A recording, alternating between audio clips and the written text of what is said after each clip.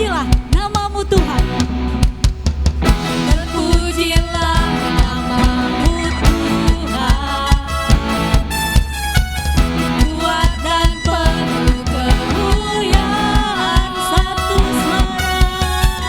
Satu suara kami nyatakan. Katakan kebesaranmu. Kebesaranmu kekal selamanya. Terpujilah namamu Tuhan.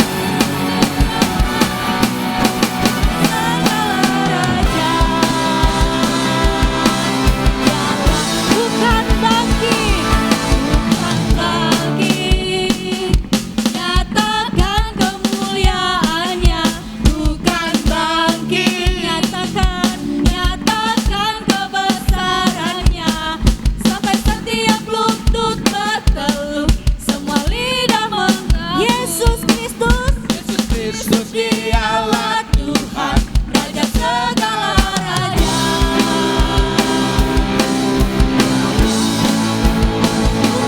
Tuhan bangkit, Nyatakan kemuliaannya. Tuhan bangkit, nyatakan kebesarannya. Sampai setiap lutut bertelut, semua lidah mengakui Yesus Kristus dialah Tuhan, Raja segala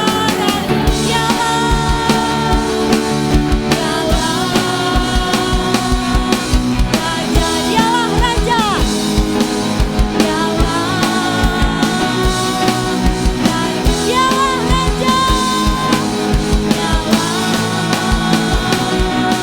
Raja, haleluya. Di dalam hidup ini tiada Tuhan seperti Engkau, Yesus. Haleluya Tuhan. Ini kami anak-anak-Mu datang kepadamu Tuhan. Yesus.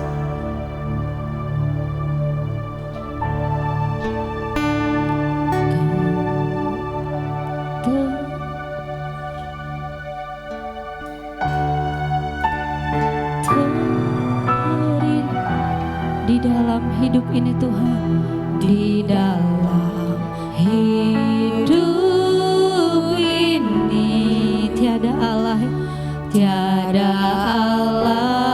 Tuhan yang seperti Engkau, besar perkasa penuh kemuliaan. Kau yang termanis Tuhan, Kau yang termanis di dalam hidup ini, di dalam hidup ini. Ku cinta Kau Tuhan, ku cinta Kau lebih dari segalanya. Besar kasih setiamu kepadaku, ku sembah Kau, ku sembah Kau, ya Allahku. Ku tinggikan namamu selalu, tiada lutut kan bertelut menyembah Yesus Tuhan Raja. Ku sembah Kau, ku sembah Kau, ya Allah. Ku tinggikan namamu selalu. Tiada lidah tak mengaku Engkaulah Yesus Tuhan Rajaku. Bapak Ibu jemaat Tuhan, saya undang untuk bangkit berdiri. Haleluya Yesus, Kau yang terindah dalam hidup kami Tuhan. Haleluya. Kau yang terindah di dalam hidup ini, tiada Allah Tuhan yang seperti Engkau, besar perkasa penuh kemuliaan. Kau yang termanis Tuhan, Kau yang termanis di dalam hidup ini. Ku cinta Kau Tuhan, ku cinta Kau lebih dari segalanya. Besar kasih setiamu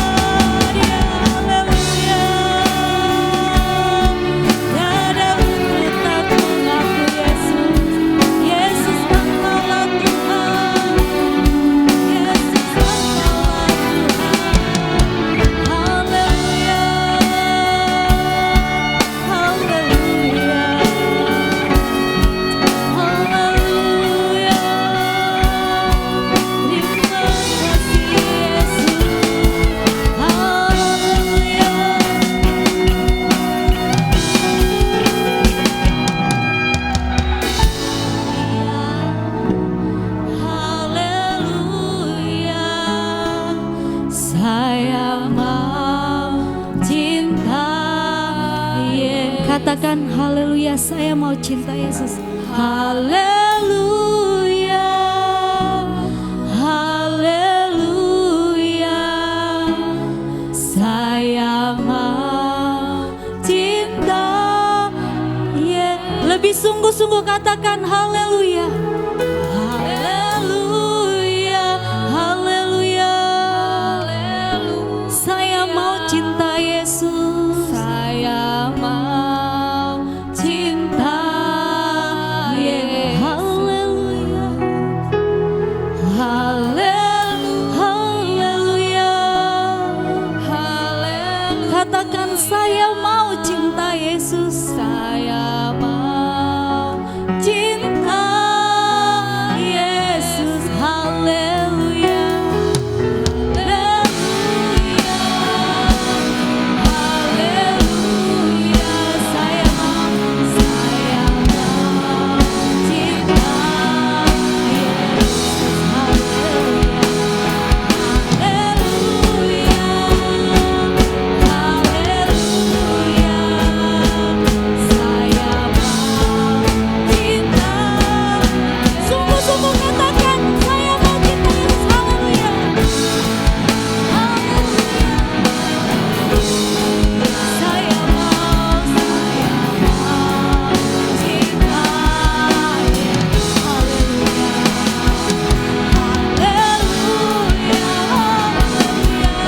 Yesus. Haleluya, haleluya, haleluya. Saya mau cinta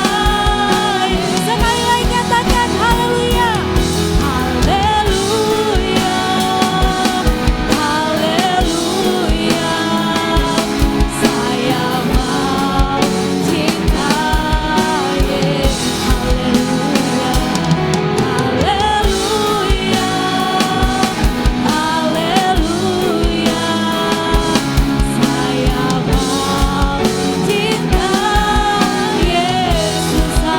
Haleluya, saya mau cinta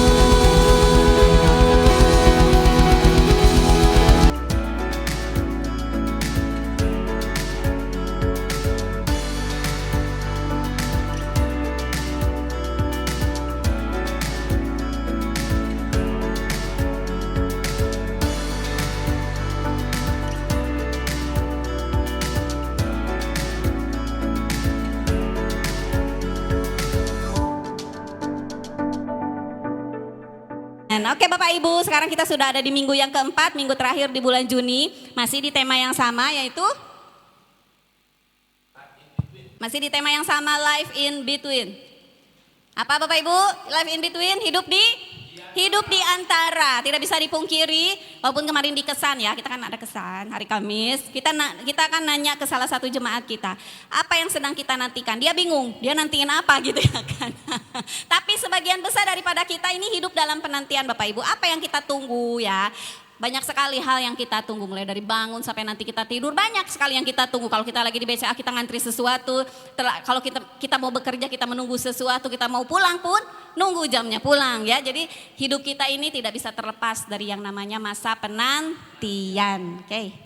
Di minggu yang keempat kita akan berbicara tentang ketekunan. Jadi kita akan menanti di dalam ketekunan, atau bahasa Inggrisnya waiting in perseverance ya.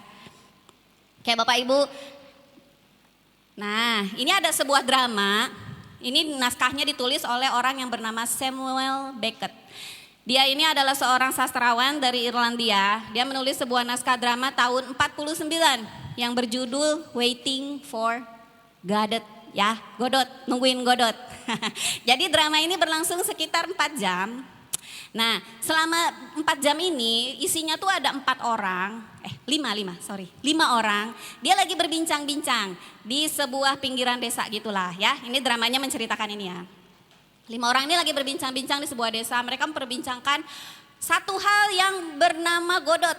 Nah, godot. Mereka ini menunggu. Jadi dalam drama itu mereka tuh menanti yang namanya godot. Nah, yang luar biasanya Bapak Ibu, sampai 4 jam drama ini si godotnya tuh nggak keluar-keluar. Jadi mereka tuh menunggu sesuatu yang namanya tuh godot. Apa godot itu? Entah orang, entah Tuhan, entah malaikat, tuh nggak jelas gitu loh. Jadi nggak jelas. Jadi mereka tuh menunggu hal yang nggak jelas, ngomongin hal yang nggak jelas siapa itu godot, nggak jelas kapan datangnya si godot ini, ya kan? Nah, kenapa kisah ini diceritakan di awal pembicara firman Tuhan pada siang hari ini? Karena Bapak Ibu, drama yang diceritakan oleh si Samuel Beckett ini memang ternyata benar-benar terjadi dalam kehidupan manusia. Kenapa? Karena kebanyakan orang yang hidup di dalam bumi ini tuh menunggu yang tidak pasti, menunggu hal yang tidak jelas, yang tidak tahu kapan datangnya, yang tidak tahu apa yang ditunggunya. Pernah nggak kita dalam posisi yang seperti itu? Jadi menunggu hal yang gak pasti itu kan enak gak sih? Ya gak enak lah gitu ya kan. Menunggu hal yang tidak jelas itu bisa membuat kita frustasi. Dan kita melewatkan waktu itu akhirnya dengan penuh kesia-siaan Bapak Ibu. Beda halnya dengan orang yang punya tujuan, beda halnya dengan orang yang punya hidup yang penuh dengan kepastian. Dia akan menjalani hidupnya tuh excited gitu. Dengan semangat, dengan roh yang menyala-nyala. Tapi kalau kita... Nah, jadi kita mau cross check dulu nih, apakah pada saat ini kita menunggu hal yang gak jelas? Apakah kita salah satu orang yang termasuk di dalam drama ini, nunggu hal yang gak jelas, nunggu gak tahu kapan waktunya itu datang, seperti itu ya. Karena itu hanya akan membuat kita frustasi Bapak Ibu ya. Banyak orang yang hidup dengan menantikan hal yang tidak jelas dan untuk jangka waktu yang tidak jelas. Karena pada dasarnya seperti khotbah kita di bulan ini, semua orang itu kan hidup di dalam masa penantian. Semua orang itu hidup di dalam life in between. Menantikan apa sih? Menantikan harapan kita terwujud. Pasti di antara kita semua itu punya harapan. Kita punya harapan apa sih? Anak kita bisa jadi seperti ini. Harapan kita punya masa depan yang seperti ini. Harapan kita punya kita sampai masa tua masih bisa sehat. Semua orang tuh punya harapan. Semua orang tuh punya cita-cita yang ingin dia capai dalam hidupnya. Dan kita itu menanti supaya harapan itu terwujud dalam hidup kita. Betul kan Bapak Ibu? Nah, gimana caranya? Seperti tadi yang dikatakan. Gimana caranya supaya di hidup kita itu gak seperti orang yang nunggu yang gak jelas ya. Kayak misalnya nih, kita misalnya nih pengangguran lah ya. Kalau pengangguran itu dia gak mau ngelamar ke sana kemari tapi dia nganggur gitu. Terus dia menantikan kapan ya saya punya uang gitu.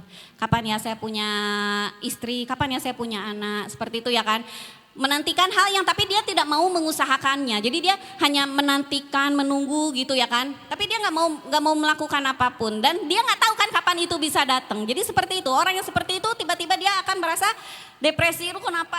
Kenapa hidup saya begini gitu ya kan. Setiap hari itu dilalui dengan bangun siang. Terus tidak ada juntrungannya ya kan, melewati hari hanya dengan begitu saja gitu. Tidak ada gairah, tidak ada passion dalam hidupnya tuh, gak ada sama sekali keinginan gitu untuk melakukan sesuatu. Dan akhirnya hari-hari yang dia lalui itu sia-sia, semuanya sia-sia. Yang harusnya setiap hari itu bermakna, harusnya dia melakukan sesuatu yang membuat hidupnya bermakna. Akhirnya dia lalui itu dengan hanya dibuang-buang gitu aja. Hanya ya berjalan. Ya, ada apa dengan kemarin nggak tahu, saya juga nggak inget ya. Kemarin itu saya tidur misalnya seperti itu. Jadi hanya berlalu begitu saja. Nah, makanya di sini dikisahkan dalam drama ini banyak orang yang seperti itu dan banyak orang yang tidak sadar seperti itu. Makanya di dalam Rasul Paulus itu menasehatkan buat kita. Dia berkhotbah di dalam Roma yang di ayat yang ke-8 ayat 11 sampai dengan 14 dan sekarang di Roma 12 ayat 11 sampai dengan 12. Dia menasehatkan sebagaimana sih hidup para pengikut Kristus. Kalau pengikut Kristus tuh nggak bisa seperti itu Bapak Ibu. Hanya menunggu hidup mengalir begitu saja ya kan. Bagaimana hidup membawa kita ikut, itu tidak bisa seperti itu. Karena hidup pengikut Kristus itu harus berbeda. Rasul Paulus menasehatkan seperti di dalam Roma yang 12 ayat 11 sampai 12, kita baca sama-sama dulu ya. Ayatnya yang ke-11 kita baca sama-sama ya Bapak Ibu ya. 1, 2, 3. Janganlah kerajinanmu kendor, biarlah rohmu menyala-nyala dan layanilah Tuhan. Yang 12, 1, 2, 3, bersukacitalah dalam pengharapan, sabarlah dalam penderitaan, dan bertekunlah di dalam doa. Ini Rasul Paulus yang nasihatkan Bapak Ibu supaya kita itu hidupnya tuh bergairah dengan roh yang menyala-nyala. Jadi setiap hari tuh kita tuh semangat gitu, roh kita tuh menyala-nyala, bergairah. Hari ini saya ngapain ya gitu ya kan. Pengen kan hidup kita seperti itu? Atau Bapak Ibu lebih suka loyo-loyo gitu, malas-malas gitu? Lebih suka bete aja lah aku hari ini misalnya gitu. Enggak kan? Rasul Paulus menasehatkan kita supaya hidup kita ini cuma sebentar loh Bapak Ibu. 60, 50 tahun, 70, 80 lah itu bonus ya Bapak Ibu. Jadi cuma sebentar gitu. Banyak orang-orang di dalam sejarah itu sudah meninggal. Kita juga akan sama ya Bapak Ibu. Hidup tuh cuma sebentar seperti itu. Jadi jangan kita mengisinya dengan, adalah gimana aku pasrahkan hari ini sama Tuhan. Sedapatnya apa, makan nggak bisa gitu seperti itu. Jadi harus dengan passion bergairah. Jadi setiap pagi itu kita semangat, hari ini aku harus ngapain nih gitu ya kan. Terus yang kedua, biar kerajinan yang tidak kendor. Jadi kita tuh dinamis, bergerak terus gitu. Jadi kita tuh nggak sempat males, nggak sempat loyo. Bu, kedagingan lah Bu males. Kalau kedagingan lah Bu, iya oke. Aku iya toleransi ya. Tuhan juga ngerti kalau kita hidup dalam daging. Toleransi ya, males sehari 2 hari ya oke lah. Tapi ya jangan seterusnya males terus, betul kan Bapak Ibu? Jadi hidup kita tuh dinamis. Pengikut Kristus tuh hidupnya bergerak terus dengan penuh semangat. Dan melayani Tuhan dengan penuh kasih. Jadi kita tuh karena memiliki kasih kepada Tuhan yang luar biasa, akhirnya kita melayani Dia dengan penuh semangat. Itu yang harusnya seorang pengikut Kristus ya.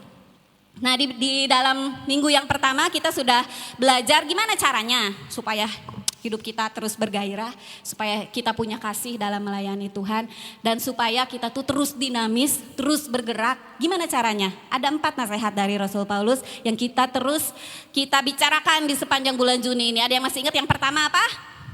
Kita harus punya titik-titik seperti Abraham. Apa? Iman. Bapak curang, Bapak jangan duluan. Iman seperti Abraham. Iman seperti Abraham itu apa? Meskipun tidak ada dasar untuk berharap, tapi Abraham tetap percaya, ya kan? Abraham tetap percaya Bapak Ibu. Jadi meskipun Bapak Ibu melihat di depan itu gelap, gulita, tidak ada harapan, tapi Abraham tetap percaya. Kita tetap percaya. Tidak ada yang bisa mengambil iman kita sama Tuhan, percaya sama janji-janji Tuhan di dalam firman Tuhan. Jika Bapak Ibu sudah menaati firman Tuhan, tinggal nunggu janji Tuhan akan kita genapi. Seperti Abraham, dia dijanjikan menjadi bapa segala bangsa dan akhirnya dia memiliki keturunan ya. Kemudian, oke ini tadi udah. Ya, para pengikut Kristus tidak menjalani kehidupan yang frustasi ya, no. Pengikut Kristus itu enggak kayak gini. Tidak menantikan yang tidak pasti, tidak menantikan kapan waktu datangnya tuh tidak seperti ini. Para pengikut Kristus itu hidupnya diwarnai dengan iman menunggu janji Tuhan. Terus dia selalu bersuka cita dalam pengharapan Bapak Ibu. Jadi jangan ada satupun yang bisa mengambil sukacita Bapak Ibu. Meskipun Bu hari ini saya ditimpa kesedihan, kemalangan Bu sukacita tuh udah beda judulnya sama gembira ya. Kalau gembira bisa diambil dalam hidup kita ya kan. Kadang-kadang kita kan merasa putus asa kan, kadang-kadang kita ada sukacita yang diambil. Itu namanya gembira, tapi sukacita itu memang ada di dalam hati kita dan harus dilakukan dengan sengaja. Sukacita itu pilihan Bapak Ibu. Bapak Ibu mau nangis, gulang-guling di lantai, atau Bapak Ibu mau sukacita itu pilihan. Atau Bapak Ibu mau keluar daripada pergumulan, Bapak Ibu mau happy, itu pilihan. Jadi harus dilakukan dengan sengaja. Jadi kalau kalau Bapak Ibu memilih untuk sukacita, itu akan terjadi. Seperti kita mau memilih untuk berlari, kemarin Pak Stephen khotbahkan, kita akan dalam keadaan berlari. Jadi ketika kita pilih sukacita, itulah yang akan terjadi. Yang ketiga, sabar dalam penderitaan. Masalah mah ada Bapak Ibu, ikut Tuhan tuh belum tentu hidup mengalir sukacita terus, enggak ya.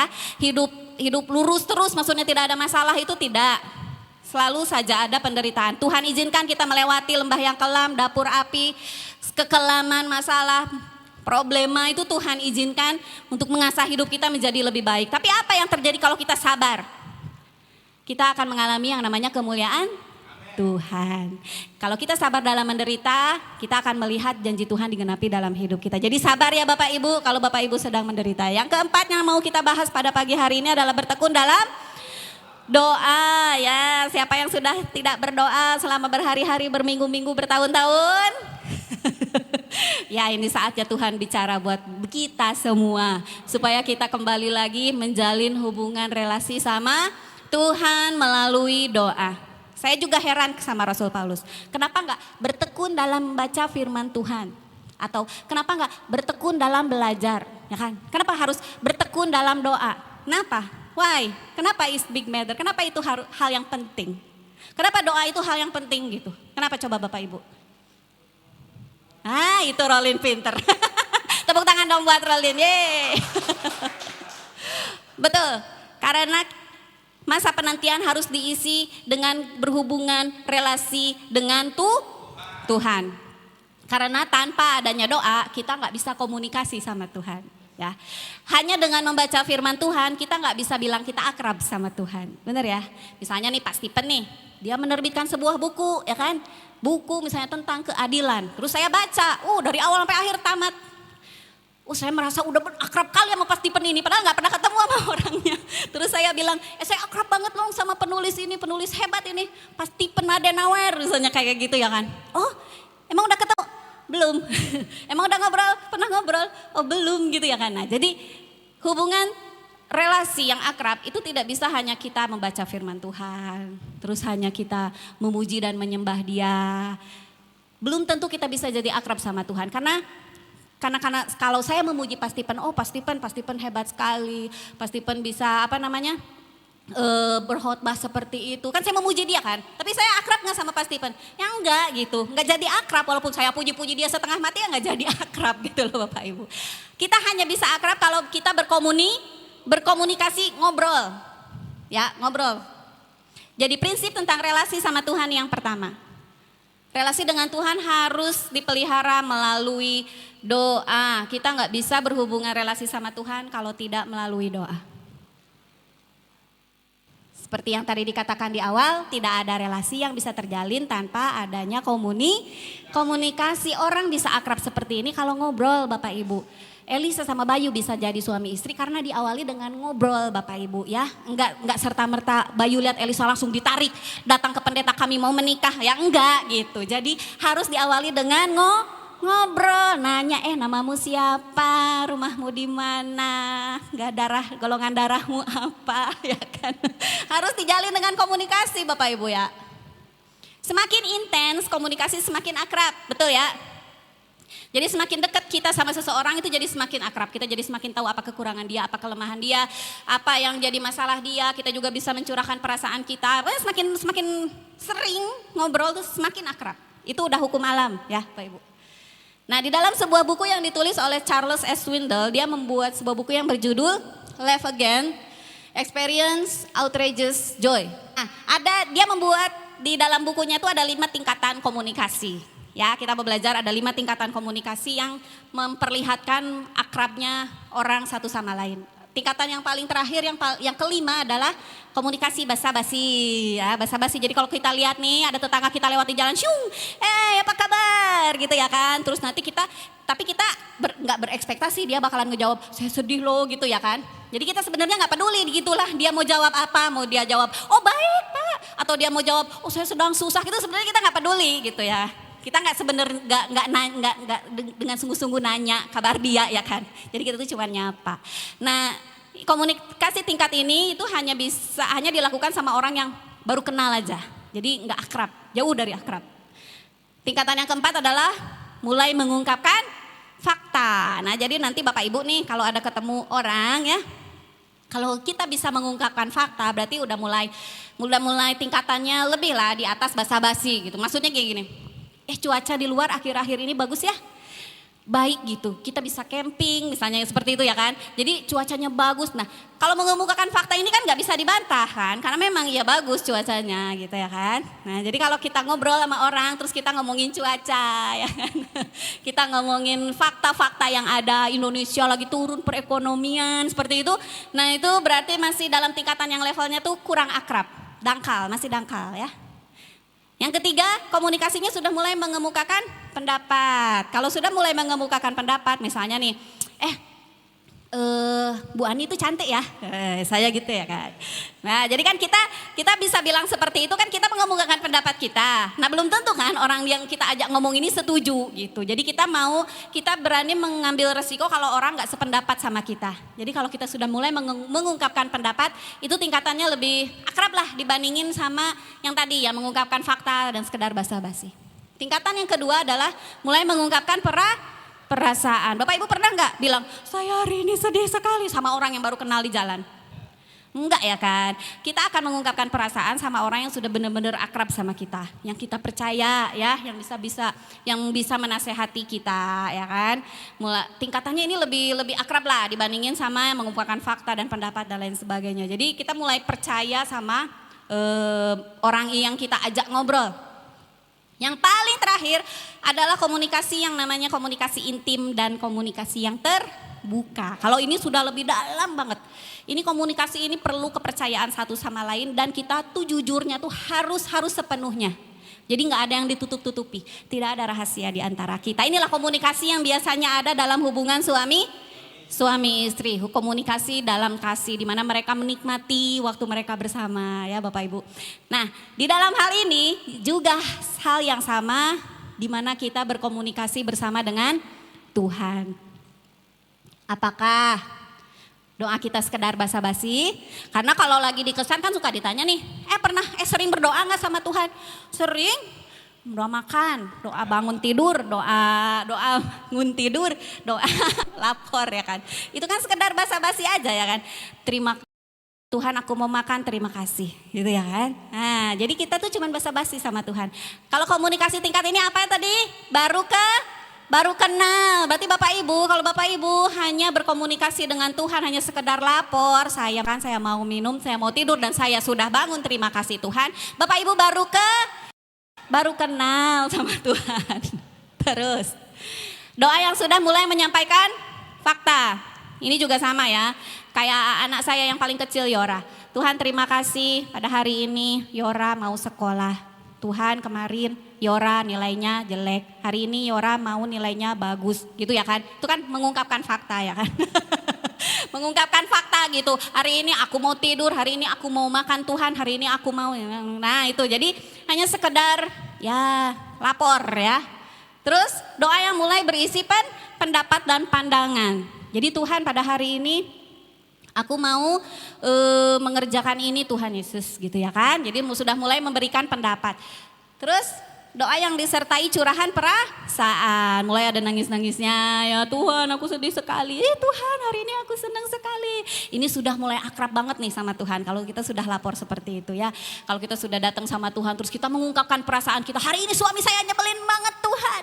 Kayak disuruh ini, saya disuruh itu, saya disuruh ini. Saya dicuekin, saya dipukul, saya di ini, saya di ini. Sudah mulai mengungkapkan perasaan kita ya kan yang terdalam. Tapi doa yang bisa meningkatkan hubungan relasi kita dengan Tuhan adalah doa yang di mana tidak hanya berkata-kata namun menikmati kebersamaan bersama dengan Tuhan. Jadi kita cek doa kita nih setiap harinya tuh seperti apa ya.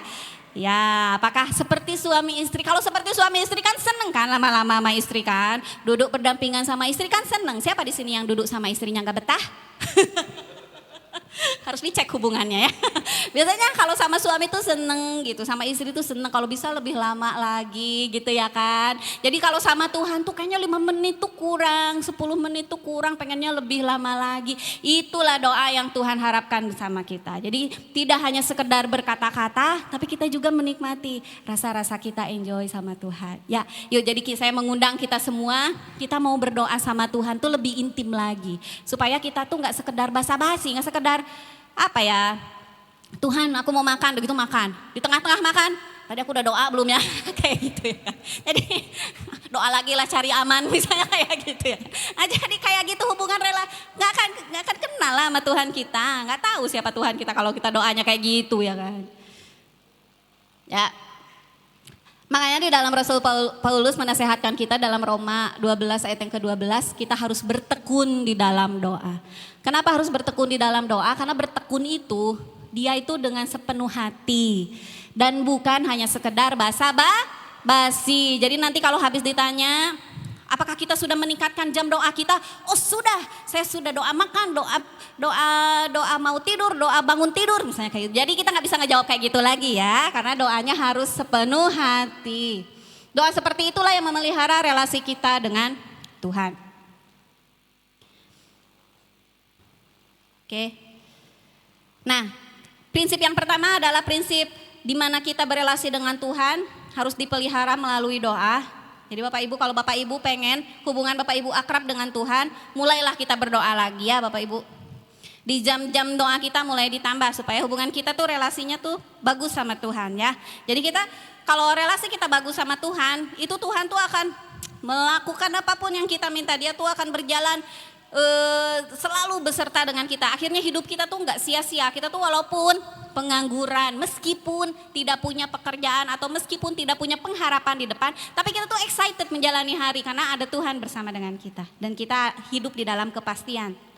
Jadi penting sekali hidup berelasi sama Tuhan. Prinsip yang kedua, relasi dengan Tuhan harus dipelihara secara terus menerus. Kita baca sama-sama ya.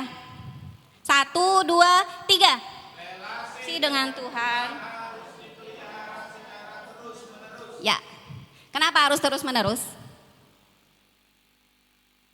Karena beberapa minggu ini kita belajar dari Pak Stephen itu hukum termodinamika. Hukum termodinamika di mana semua keadaan di dalam muka bumi ini jika tidak dipelihara dia akan merosot ya. Komunikasi dengan sesama kita, relasi hubungan dengan sesama kita itu kalau nggak dipelihara bisa merosot. Betul? Coba kita ingat-ingat lagi teman SD. Ada yang pernah SD kan? Punya teman akrab waktu SD? Ada bestie banget sama SD sampai pun kita tuh ya selain jam istirahat main sama dia, contek-contekan sama dia, pulang sekolah ke rumah dia main lagi sama dia ya kan. Tapi sampai sekarang ada yang masih bestian sama teman SD. Bahkan namanya pun lupa ya kan. Padahal dulu itu kayak udah akrab banget ya, sehati sejiwa gitu ya. Sama halnya dengan komunikasi dengan Tuhan. Jadi kalau nggak dirawat Bapak Ibu, kenapa kita bisa nggak berhubungan lagi sama teman SD, teman SMP, teman SMA, padahal dulu tuh deket banget ya. Kayak apa namanya, udah kayak tak terpisahkan, kayak soulmate ya kan. Tapi sekarang mau inget namanya aja nggak tahu ya kan, siapa ya teman SD saya, siapa teman SMP saya, siapa teman SMA saya gitu. Karena kita nggak berusaha menjalin komunikasi sama orang itu. Ya, jadi akhirnya komunikasi itu mengendor dan kita tidak pernah tahu lagi gimana keadaannya. Dia menikah sama siapa atau dia sudah punya anak atau tidak ya kan. Di dunia ini hukum entropi termodinamika yang kedua hukum tentang kemerosotan. Relasi itu bersifatnya dinamis. Jadi memang harus diusahakan terus menerus dan dia tidak statis. Itu sebabnya relasi itu bisa pasang surut. Jadi kadang relasi itu bisa deket banget, besok kemudian suatu hari itu bisa gak ada sama sekali hubungan relasinya ya. Disinilah pentingnya upaya untuk memelihara hubungan relasi secara terus menerus. Jadi harus ada usaha dari kita Bapak Ibu. Harus kita usahakan supaya hubungan relasinya itu terus terjaga. Makanya sekarang Facebook terkenal banget kan, dipakai banget kan. WA group itu dipakai banget. Mas saya punya WA group teman-teman SMA ada. Karena saling mencari gitu di dalam media sosial gitu. Si Ani mana ya? Si Santi mana ya? Dicari gitu. Nomor HP-nya dicari supaya bisa dimasukin ke grup. Jadi kita bisa sharing-sharing lagi, jalin komunikasi lagi Bapak Ibu. Jadi saya tahu si ini punya anak berapa, nikah sama siapa, seperti apa kerjaannya sekarang tuh saya tahu karena sekarang media sosial itu mendukung dan orang-orang tuh mencari dan haus akan itu. Makanya orang-orang download Instagram, Facebook, grup WA, bikin grup di mana-mana supaya menjalin komunikasi kasih. Kalau di dalam hal dunia menjalin komunikasi itu penting dan diusahakan, sama halnya dengan menjalin komunikasi dengan Tuhan juga harus diusahakan. Kenapa nih ya? Karena kalau kita tidak memelihara hubungan relasi itu, maka dia akan merosot dengan sendirinya. Kalau kita mulai mengabaikan ya, mengabaikan nih, nggak ikut doa, mengabaikan nggak ikut kesan, mengabaikan nggak ibadah, Bapak Ibu, hukum termodinamika juga berlaku hubungan relasi kita sama Tuhan. Dia akan merosot, dia akan merenggang. Sekali dua kali nggak ikut kesan, sekali dua kali nggak ikut doa, lama-lama jadi keenakan nggak ikut-ikut lagi ya kan. Akhirnya hubungan kita sama Tuhan tuh semakin merosot dan kita berusaha supaya dan kita masih berpikiran oh saya cinta Tuhan gitu ya kan. Tapi Tuhannya udah siapa sih kamu gitu ya kan. Apa sih kamu nggak kenal aku gitu ya kan. Nanti kalau ada masalah tiba-tiba kita teriak wah Tuhan begini Tuhan begitu begini begitu. Terus apa sih kamu temen aja bukan gitu ya, Tuhan bilang kenal aja yo kagak gitu kan. Jangan kita seperti itu ya Bapak Ibu.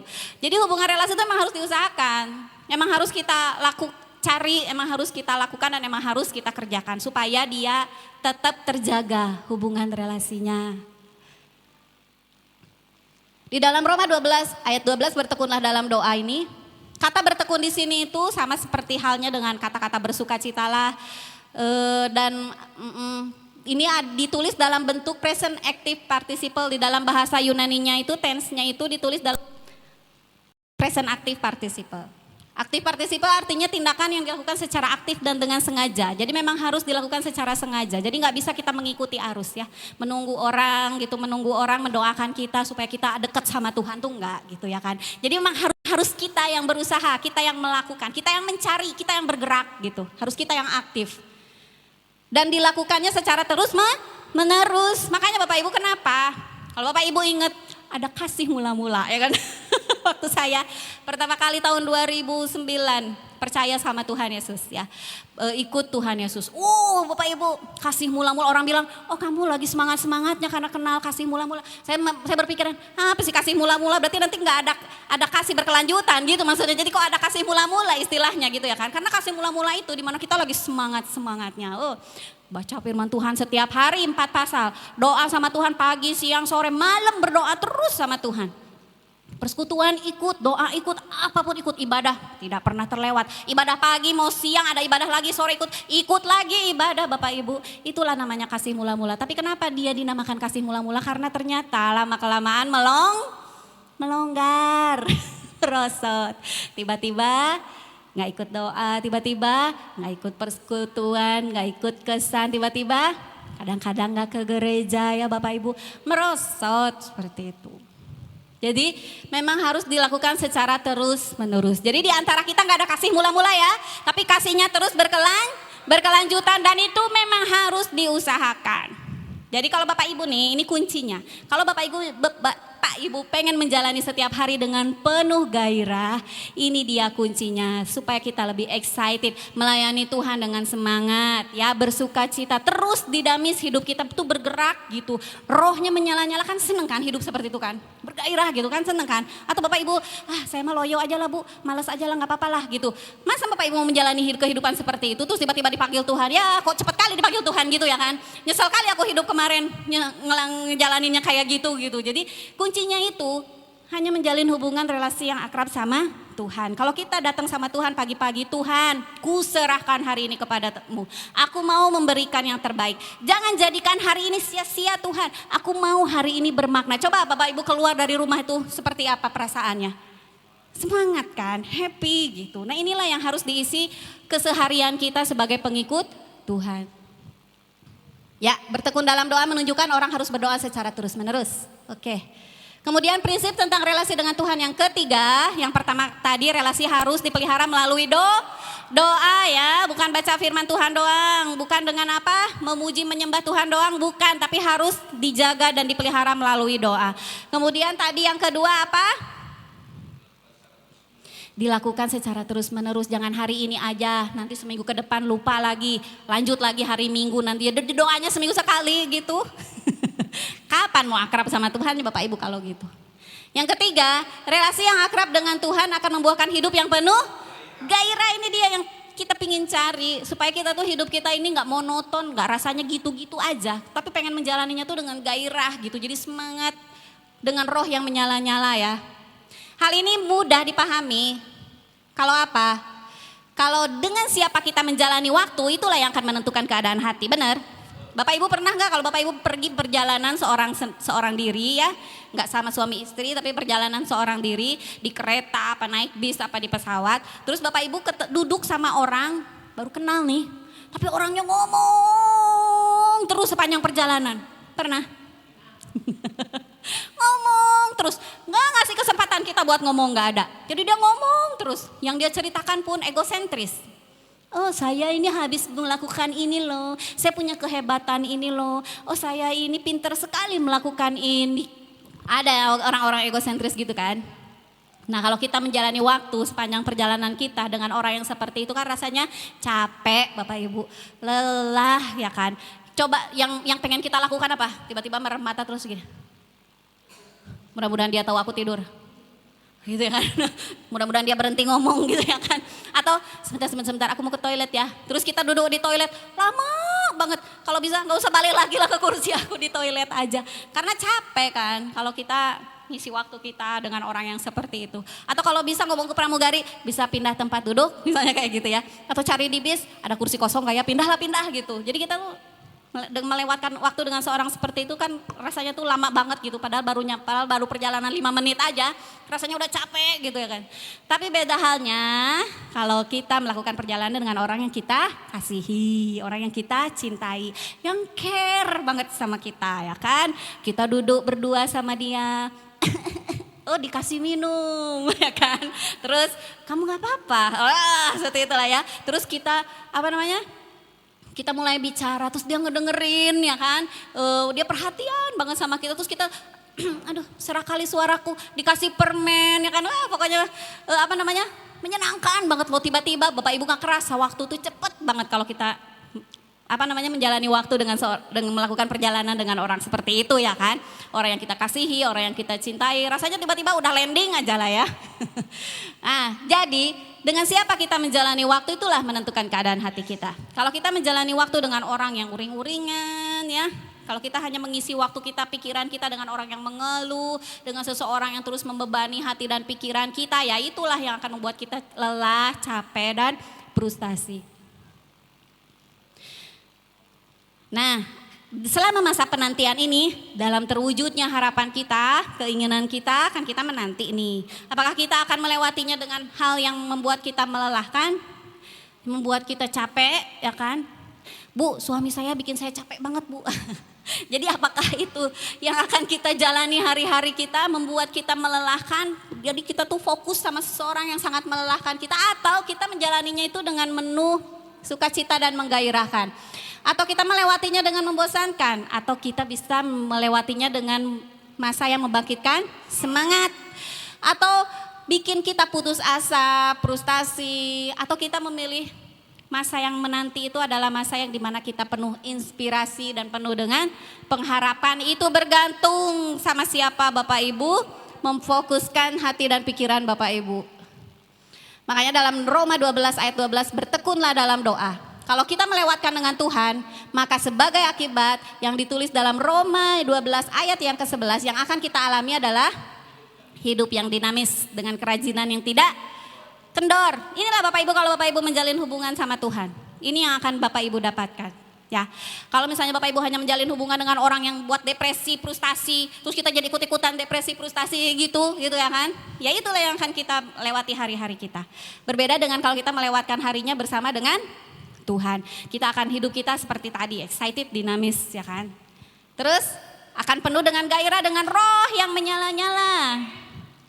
Dan kasih yang semakin mendalam kepada Tuhan karena itu membuahkan pelayanan kita kepada Tuhan dengan semangat ya. Jadi kalau ditugasin pas Stephen lagi, yes saya ditugasin pas Stephen lagi gitu. Ditugasin lagi, gak kayak gitu ya kan. Jadi dengan semangat melayani Tuhan dengan kasih. Ya, Kita sudah belajar di sepanjang bulan ini dalam Roma 4 ayat 18 sampai 22 dan Roma 12 ayat 11 sampai 12. Di Roma 4 kita belajar mengenai imannya Abraham dan di Roma 12 kita belajar 3 hal, yaitu tentang bersukacita, sabar dalam penderitaan ya. 4 sikap yang harus mewarnai hidup kita. Oke, jadi gimana caranya tadi supaya hidup kita itu dinamis, excited ya, supaya kita itu lebih bergairah lagi menjalani hidup kita itu ada 4 hal aja yang harus kita pegang, yang harus kita mulai praktekkan. Jangan hanya sekedar lewat kuping kanan keluar kuping kiri, tapi mulai kita praktekkan. Tes dong, kalau Paulus bilang seperti itu bener enggak gitu atau cuman sekedar kata-kata, harus dicek, harus dipraktekkan kalau kita mau mengalaminya Bapak Ibu. Yang pertama, lakukan dengan iman, percaya. Percaya saja sudah. Jadi kalaupun kita melakukan firman Tuhan, kita lakukan dengan 100% percaya sudah. Ya. Jadi dalam hal memberi, dalam hal mengasihi, dalam hal mengampuni, percaya 100% sama apa yang janji Tuhan. Enggak usah lagi di nego-nego ya. Tuhan memberinya segini dulu ya, mengampuninya 50% dulu ya, mengasihinya nanti dulu lah mengasihi orang itu nyebelin kok. Nah, jadi jangan lagi. Jadi sudah telan itu firman Tuhan, lakukan 100%. Yang kedua, bersuka cita. Jangan sampai ada yang mengambil sukacita kita. Meskipun orang-orang menyebalkan di sekitar kita ya, menyakiti kita, menggunjing kita, ngomongin kita, memfitnah kita. Jangan sampai sukacita kita diambil sama orang itu. Lakukan apa yang menjadi tugas kita apa? Mengasihi, oh saya mengasihi kamu orang yang ngomongin saya mengampuni kamu orang yang membenci saya, oh saya akan menolong kamu orang yang memerlukan pertolongan saya. Jangan sampai sukacita kita diambil sama si iblis. Iblis suka kali ngambil sukacita kita, mulai dari suami yang nyebelin, mulai dari istri yang nyebelin. Iblis tuh suka sekali mengganggu hubungan rumah tangga, itu dia paling suka banget ya. Jadi jangan sampai sukacita kita diambil oleh iblis. Kemudian sabar dalam penderitaan. Bukan Bapak Ibu aja loh yang menderita, semua orang makhluk di bumi ini juga menderita. Jangan merasa paling menderita sendiri ya kan. Jadi akhirnya Bapak Ibu punya hak untuk berputus asa, no. Tapi Bapak Ibu ketika orang bisa melaluinya, Bapak Ibu juga bisa. Kalau kita sabar, jangan memberontak. Ngerti memberontak? Aku gak mau, cerai saja. Aku mau lepas, free ya kan. Terus akhirnya kita tidak memuliakan Tuhan. Tapi kalau kita sabar, hidup dalam penderitaan, kita sabar mengikuti firman Tuhan, maka hidup kita akan memuliakan Tuhan. Terus tekun dalam doa, tekun dalam membangun hubungan relasi dengan Tuhan. Ditulis di sebuah buku yang ditulis oleh Robert Benson, In Constant Prayer. Dia menulis seperti ini. A priest told me once that he did not think God had favorite, but he told me with a twinkle in his eye, he pretty sure God has special friends. Ya, bahasa planet ya. Ini artinya dia. Suatu ketika seorang imam atau ada rohaniawan datang sama dia, berkata pada saya bahwa Tuhan tidak membeda-bedakan orang. Iya, dia nggak lebih cinta kulit putih sama kulit hitam, enggak. Tuhan tidak membeda-bedakan fisik, tidak membeda-bedakan orang. Tapi dengan mata yang dikedipkan sama rohaniawan tersebut ya, ting gitu ya kan. Dia berkata sama saya bahwa dia yakin kalau Tuhan punya teman spesial, Tuhan punya orang-orang khusus. Nah, apakah kita adalah orang khusus-khususnya Tuhan? Siapa orang khusus yang disebutkan dalam buku ini? Adalah orang yang memiliki relasi yang akrab sama orang yang punya relasi akrab sama Tuhan itu adalah orang spesialnya Tuhan. Orang khususnya Tuhan. Kalau orang khusus itu mesti diduluin, benar nggak Bapak Ibu? Dia mau ngasih berkat dari saya sama antara saya sama Pak Stephen. Mana yang kira-kira diduluin? Ya mana yang spesial? Mana yang paling dekat sama Tuhan? Benar nggak? Ya kan? Jadi Bapak Ibu kalau nggak mau berkat Bapak Ibu keduluan orang, cari dulu Tuhannya, cari muka Tuhan dulu ya. Nggak cuma cari muka bos, cari muka Tuhan juga ya. Terus ya dalam buku tersebut Robert Benson memaparkan bahwa orang yang antara lain bertekun di dalam doa yang terus menerus memelihara relasi Tuhan melalui komunikasi yang intim dengan dia. Jadi komunikasi yang intim itu kita sudah belajar kalau komunikasi yang intim dengan Tuhan tuh nggak sekedar Tuhan aku mau makan, Tuhan aku mau minum, Tuhan aku mau pulang, Tuhan aku mau bekerja, tidak ya. Tapi kita mulai menikmati saat-saat bersama dengan Tuhan. Kadang-kadang kita malah tidak berdoa, tapi kita memejamkan mata, terus kita menyanyi. Kita pengennya lama gitu sama Tuhan tuh gitu kan. Pengennya Tuhan apa sih yang Tuhan mau gitu. Jadi kita tuh percaya penuh sama dia 100% dan kita percaya sama dia 100%, itu kan hubungan suami istri kan. Kita percaya sama pasangan kita, pasangan pasangan juga percaya sama kita 100%. Jadi kita percaya sama kata-kata Tuhan, aku percaya padamu Tuhan, ketika aku mengampuni aku akan diberi, ketika aku memberi maka aku akan diberi juga. Percaya semuanya 100% sama Tuhan dan menikmati saat-saat bersama Tuhan. Itulah hubungan yang intim. Nah, harus dipahami kalau kita bisa berhubungan relasi sama Tuhan itu bukan karena hasil usaha kita, betul ya Bapak Ibu. Dia yang terlebih dahulu berkorban buat kita, mati di kayu salib sehingga kita bisa berhubungan relasi sama Tuhan. Kalau Tuhan tidak turun sendiri untuk berkorban sama kita, ya kita sama Tuhan kita nggak bisa berhubungan relasi Bapak Ibu. Kita jauh banget sama Tuhan. Tuhan punya malaikat-malaikat yang Dia cintai dan Dia melihat kita tuh hanya sekedar ciptaannya seperti ciptaan kucing, dogi gitu, kelinci gitu. Jadi hubungan tidak akrab gitu sama manusia. Tapi Tuhan sendiri sudah berkorban untuk kita sehingga kita punya hubungan relasi sama Dia. Nah, ini sebenarnya anugerah Bapak Ibu. Kalau kita bisa berhubungan sama Tuhan tuh anugerah. Kalau kita terputus hubungannya sama Tuhan, kalau Tuhan gak pegang kendali sama hidup kita, ya udahlah kita ini, apalagi kita ya kan. Enak-enaknya kan enak-enak sendiri ya kan. Pengen melakukan apa? Dosa itu ya kita lakukan sendiri gitu, kita dosa lakukan sendiri, terjerumus sendiri, nggak ada yang nolongin lagi ya, terjerumus aja sudah. Tapi Tuhan tuh selalu datang nolong kita, ngingetin kita lagi. Tiba-tiba ada orang asing yang menegur kita ya kan, tiba-tiba ada orang asing ya, ini pasti Penma Bu Inop ini menurut saya orang asing karena saya nggak kenal sama dia dari beliau ini dari kecil kan, tapi tiba-tiba mereka didatengin untuk mendidik kita, itu yang Tuhan pakai gitu, supaya apa? Supaya menolong kita lagi. Itulah yang membuat kita masih bisa sehat, kita terluput dari kecelakaan. Karena hubungan relasi yang Tuhan berikan sama kita, dan ini anugerah dan kita nggak bisa sia-siakan anugerah ini ya Bapak Ibu. Kita nggak bisa mengambil keegoisan kita, kedangingan kita dengan melakukan, aku mah males udahlah aku mah nggak perlu Tuhan seperti itu. Padahal kita tuh perlu banget yang namanya Tuhan. Terima kasih, itu saja firman Tuhan pada siang hari ini. Saya undang para pemain musik untuk maju ke depan. Kita mau mengingat kembali akasarnya anugerah Tuhan dalam hidup kita. Kita mau mengenal siapa sih Tuhan yang kita sembah dengan cara berhubungan relasi yang akrab dengan Dia. Mari Bapak Ibu yang sudah lupa ya berdoa sama Tuhan, yang sudah tidak ada hubungan jam-jam doa lagi sama Tuhan, yang sudah tidak melakukan persekutuan lagi dengan Tuhan, mari pada siang hari ini kita mendengarkan firman Tuhan ini, ada maksud Tuhan di dalamnya. Dia pengen mengajak kita kembali, ayo jalin hubungan relasi lagi sama saya. Karena di dalam hubungan relasi dengan Tuhan itu ada berkat yang melimpah. Carilah dahulu kerajaan Allah, maka semua akan ditambahkan kepadamu. Bapak Ibu gak usah khawatir lagi dengan penghidupan, permasalahan hidup. Itu semua bisa selesai. Tangan Tuhan itu lebih besar daripada masalah-masalah kita. Betul Bapak Ibu.